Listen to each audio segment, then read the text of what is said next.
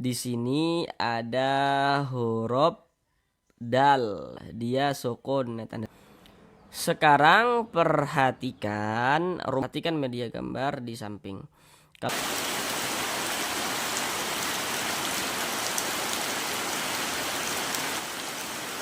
Assalamualaikum warahmatullahi wabarakatuh. Di sini kami akan berupaya untuk membantu saudara semuanya, baik yang lansia maupun yang masih muda, yang kiranya belum lancar dalam membaca Al-Quran, kemudian masih belum memahami ilmu tajwid. Maka di sini kami akan berupaya untuk membantu saudara semuanya agar bisa segera lancar di dalam membaca Al-Quran, agar bisa segera langsung dapat memahami ilmu tajwid Al-Quran dengan mudah. Dengan penjelasan tajwid yang kami jelaskan dengan pelan-pelan, ditambah media gambar dalam penjelasannya, yang insya Allah akan sangat memudahkan saudara semuanya dalam memahami ilmu tajwid Al-Quran. Baiklah, mari kita mulai belajar mengaji Al-Quran kita. Mari sama-sama kita lanjutkan kembali belajar mengaji Al-Quran kita. Sekarang ini kita masuk pada surah Yasin ayat yang ke-60. Sebelumnya telah kita bahas ayat yang ke-59.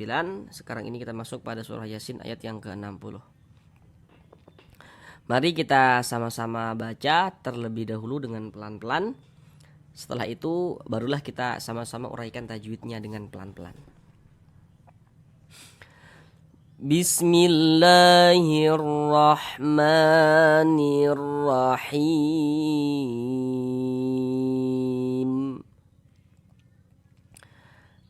Alam a'had ilaikum ya bani Adam alla ta'budu syaitan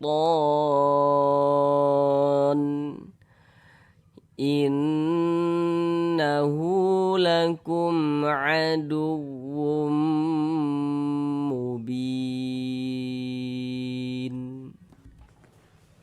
Sekarang mari sama-sama kita uraikan tajwidnya dengan pelan-pelan. Yang pertama di sini alam a'had.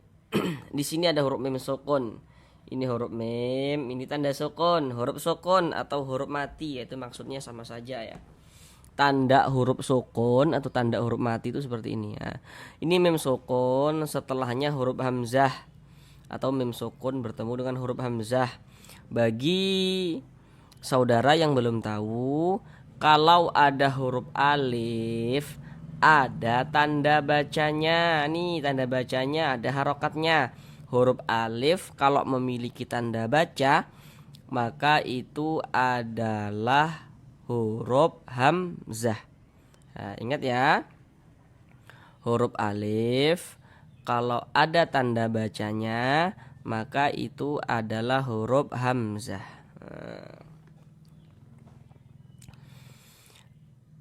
Jadi ini mim sukun bertemu dengan huruf hamzah. Perhatikan gambar di samping itu. Hukum mim sukun atau hukum mim mati itu ada 3. Sekarang perhatikan yang di nomor 3. Di situ kan ada bacaannya tuh izhar syafawi.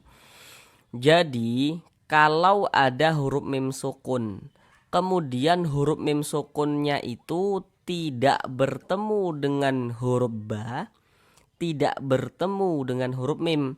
Jadi setelah huruf mim sukun itu bukan huruf ba, bukan juga huruf mim, maka semua hukumnya namanya izhar syafawi. Nah, ini contohnya kayak gini nih. Ini mim sukun. Mim sukun. Setelah huruf mim di sininya apa? Hamzah. Mim sukunnya bertemu dengan huruf hamzah di sini, bukan huruf ba, bukan huruf mim, berarti hukumnya izhar syafawi. Karena dia izhar ya dibaca izhar, dibaca jelas, tidak berdengung, baca pendek saja. Alam a'had ilaikum, a'had ilaikum, seperti itu.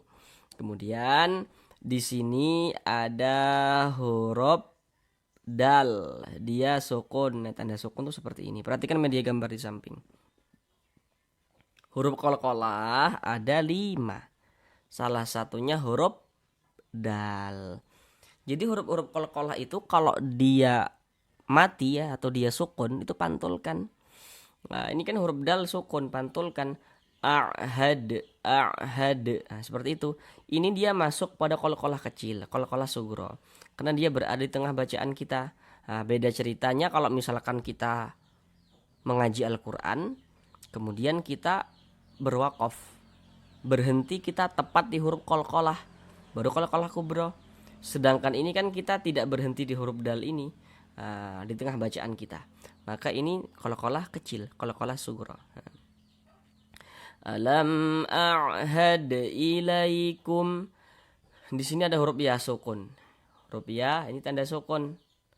Sebelum huruf ya sukun ini ada ini nih, ada tanda baca fathah atau harokat fathah atau baris fathah. Ini baris satu miring di atas huruf, namanya harokat fathah atau tanda baca fathah. Perhatikan media gambar di samping itu, huruf lin ada 2. Nah, coba perhatikan yang di nomor 2 itu. Nah, sudah diperhatikan gambar media gambar yang di nomor 2. Nah, sekarang perhatikan penjelasan kami di sini. Jadi kalau ada huruf ya sukun, ada huruf ya ada tanda sukun. Ada huruf ya sukun. Sebelum ya sukun ada ini. Ada baris fathah. Maka huruf ya sukunnya adalah huruf lin. Jadi kita baca lunak ya, lembut saja. Ilaikum, ilaikum. Nah, seperti itu. Jangan sampai condong ke huruf e, jangan dibaca ilaikum. Nah, jangan, lunakkan saja. Ilaikum seperti itu. Nah, di sini ada huruf mim sukun bertemu dengan huruf ya. Mim sukun setelahnya huruf ya. Tadi di awal sudah kami jelaskan dengan detail. Jadi untuk di sini media gambarnya tidak kami tampilkan lagi. Ini hukumnya apa tadi itu? Ya izhar. Jadi kalau ada mim sukun tidak bertemu dengan huruf ba, tidak bertemu dengan huruf mim, hukumnya adalah izhar syafawi. Ini mim sukun bertemu dengan huruf ya. Mim sukun setelahnya huruf ya, bukan huruf ba, bukan huruf mim, tapi huruf ya di sininya nih. Maka hukumnya izhar syafawi. Dibaca jelas, tidak berdengung. Ilaikum ya, ya dibaca panjang. Sekarang perhatikan rumus mad tabi'i. Nah, di gambar di samping itu pada media gambarnya itu kan ada rumus 1, rumus 2, rumus 3. Perhatikan rumus 3 tapi yang warna hijau. Rumus 3 warna hijau, perhatikan. Nah, jadi apabila kita mengaji Al-Qur'an kemudian bertemu dengan huruf, di atas huruf tersebut ada tanda seperti ini. Tanda harokat fathah berdiri, tanda baca fathah berdiri. Tanda baca fathah itu kan dia bentuknya kan miring seperti ini kan. Nah, nih baris 1 miring di atas huruf seperti ini. Tapi nanti kalau tanda baca fathahnya itu berdiri seperti ini, berbentuk alif kecil seperti ini menandakan huruf kalau di atasnya ada tanda seperti ini dibaca panjang. Mad tabi'i panjangnya 2 harokat. Ya bani, ni dibaca panjang. Ini namanya adalah mad jaiz munfasil. Nah, tapi pada awalnya dia namanya mad tabi'i. Kenapa dari mad tabi'i kok bisa berubah hukum menjadi mad jaiz? Apa yang menyebabkan begitu? Sekarang perhatikan rumus 1. Rumus 1 warna hitam, perhatikan. Nah, setelah saudara perhatikan rumus 1 warna hitam pada media gambar itu, sekarang perhatikan penjabaran kami. Nah, perhatikan penjelasan kami. Apabila kita membaca Al-Quran, mengaji Al-Quran, bertemu dengan huruf ya sukun. Ini huruf ya, ini tanda sukun. Ya sukun. Sebelum huruf ya sukun ada ini, ada harokat kasroh. Kalau ada huruf ya ada tanda sukun, sebelum ya sukun ada harokat kasroh, maka huruf yang memiliki harokat kasroh ini dibaca panjang, sehingganya ni dibaca panjang. Nah, pada awalnya dia namanya mad tabi'i, kemudian mad tabi'inya bertemu dengan ini, dengan huruf hamzah, tapi dia di lain kata, di lain kalimat. dalam dua kata yang berbeda, maka dari mad tabi'i karena dia bertemu dengan huruf hamzah tapi di lain kata, maka berubah nama menjadi mad jaiz munfasil. Panjangnya 4 sampai 5 harokat. Boleh 4 harokat, boleh juga 5 harokat. Ya bani Adam Allah. A dibaca panjang. Apa tanda panjangnya A ini? Nah, karena di atas huruf hamzah ini ada alif kecil atau fathah berdiri. Tapi A ini dia bukan mad tabi'i, yakni namanya adalah mad badal. Jadi ini mad badal panjang 2 harokat. Adam Allah. Kemudian di sini ada huruf nun sukun, setelahnya huruf lam. Perhatikan media gambar di samping. Kalau ada nun sukun atau tanwin bertemu dengan salah satu daripada 2 huruf yang di samping itu, maka hukumnya adalah idgham bila gunnah. Huruf lam termasuk salah satu huruf idgham bila gunnah. Maka cara membacanya dengan cara memasukkan kemudian tidak didengungkan, tidak digunakan. Yang dimasukkan apanya? Bunyi nun sukunnya masukkan ke huruf lam. Kita baca Allah. Jangan dibaca anla, tapi dibaca Allah. Kemudian karena dia tidak didengungkan, baca pendek saja. Allah, seperti itu. Allah, seperti itu ya.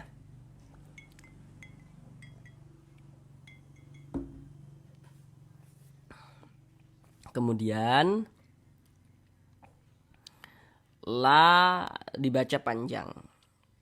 Kenapa kok la dibaca panjang? Apa tanda panjangnya la? Sekarang perhatikan rumus 3 warna hitam. Rumus 3 warna hitam pada media gambar tuh perhatikan. Telah saudara perhatikan, sekarang perhatikan penjelasan kami. Jadi kalau kita mengaji Al-Quran, apabila bertemu dengan huruf alif, ini huruf alif nih yang ke samping nih. Jadi kalau ada huruf alif, sebelum huruf alif ada tanda baca fathah, ada harokat fathah. Maka huruf yang memiliki harokat fathah dibaca panjang. Ada alif nih, sebelumnya ada harokat fathah, maka huruf yang memiliki harokat fathah dibaca panjang. Sehingga la dibaca panjang, mad tabi'i panjangnya 2 harokat. Alla ta'budu syaiton. Ada huruf ya sukun sebelumnya harokat fathah. Huruf ya sukun sebelumnya harokat fathah. Maka huruf ya sukunnya adalah huruf lin. Tadi di awal sudah kita temui. Jadi untuk media gambarnya di sini tidak kita tampilkan lagi. Kemudian ton ini kalau kita berwakaf di huruf nun, kita berhenti di huruf nun, syaiton menjadi mad arid li sukun. Tapi kalau kita tidak berwakaf di huruf nun, maka to ini menjadi mad tabi'i. Tapi kan tadi kita bacanya itu berhenti, kita berwakaf kita di huruf nun, maka menjadi mad arid li sukun. Jadi dari mad tabi'i berubah menjadi mad arid li sukun hukumnya. Kenapa kok begitu? Perhatikan media gambar di samping terlebih dahulu. Perhatikan rumus 3 yang warna hijau. To dibaca panjang, pasti saudara sudah tahu tanda panjangnya to apa. Karena di atasnya ini ada harokat fathah berdiri berbentuk alif kecil, sehingga to dibaca panjang.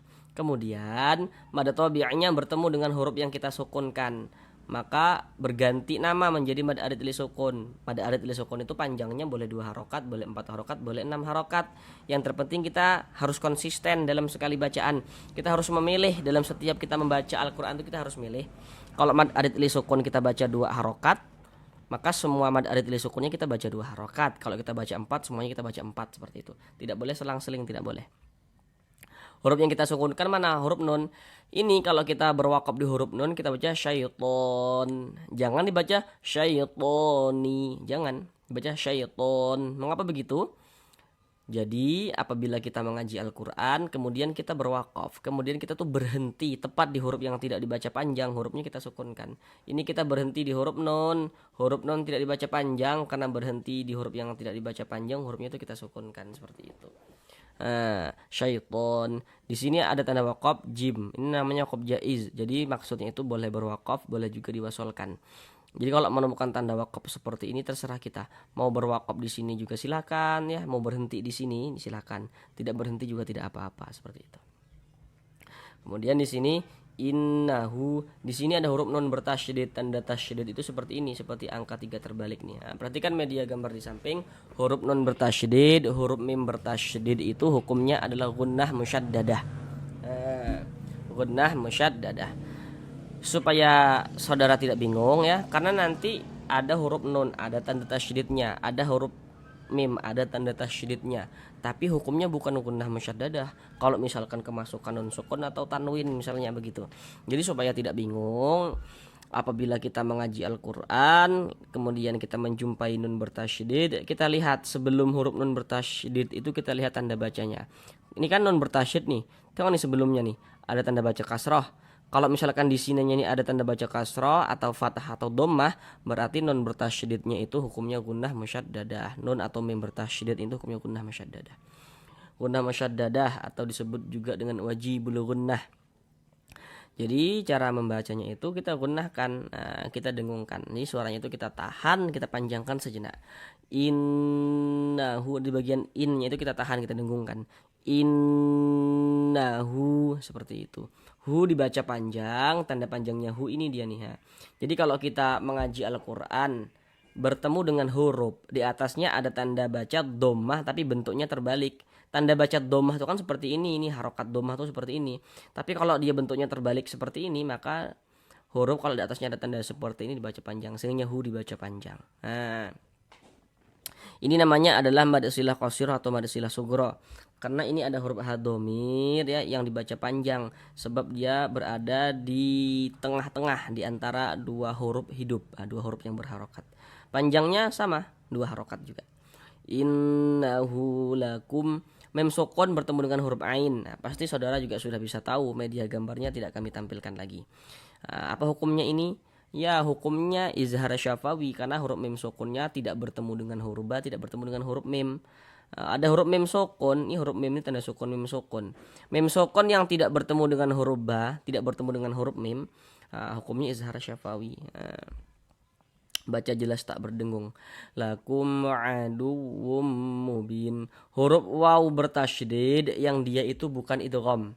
Atau lebih mudahnya lagi, ada huruf waw bertasydid, kemudian di sininya ini ada harokat dhammah seperti ini atau kasrah atau fathah, maka huruf waw bertasydid itu kita naber itu tekanan pada huruf-huruf tertentu, di antaranya huruf waw bertasydid yang bukan idgham. Sehingganya kita tekan sehingga intonasi suara kita itu sedikit lebih tinggi dibandingkan huruf-huruf di sampingnya. Aduwwum seperti itu. Aduwwum mubin.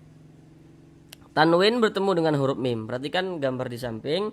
Kalau ada nun sukun atau tanwin bertemu dengan salah satu daripada 4 huruf yang di samping, hukumnya idgham bi gunnah. Cara membacanya dimasukkan kemudian disertai dengan dengungan, disertai dengan gunnah. Yang dimasukkan apanya? Bunyi tanwinnya masukkan ke huruf mim. Wum. Jangan dibaca wun, tapi dibaca wum. Kemudian dia didengungkan, digunnahkan. Jadi suaranya itu kita tahan, kita panjangkan sejenak. Wum mubin. Seperti itu. Bin hukumnya adalah mad adid lis sukun. Ini dari mad tabi'i berganti menjadi mad adid lis sukun. Mengapa begitu? Perhatikan lagi gambar di samping. Perhatikan rumus 1 yang warna hitam. Bi dibaca panjang, pasti saudara sudah tahu apa tanda panjangnya karena tadi kita sudah jelasin.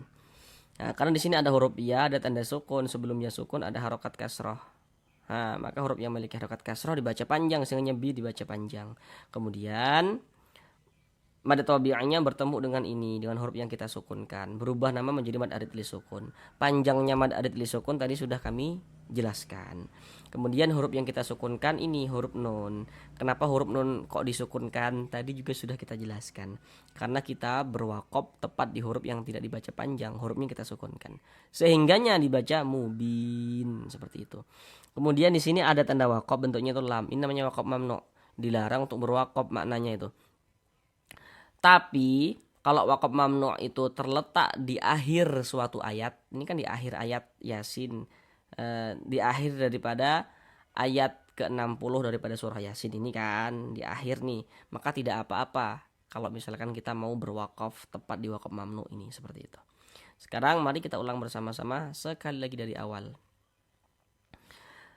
Alam a'had ilaikum ya bani Adam alla ta'budu syaitan innahu lakum aduwwum mubin. Sampai di sini belajar mengaji Al-Quran kita. Assalamualaikum warahmatullahi wabarakatuh.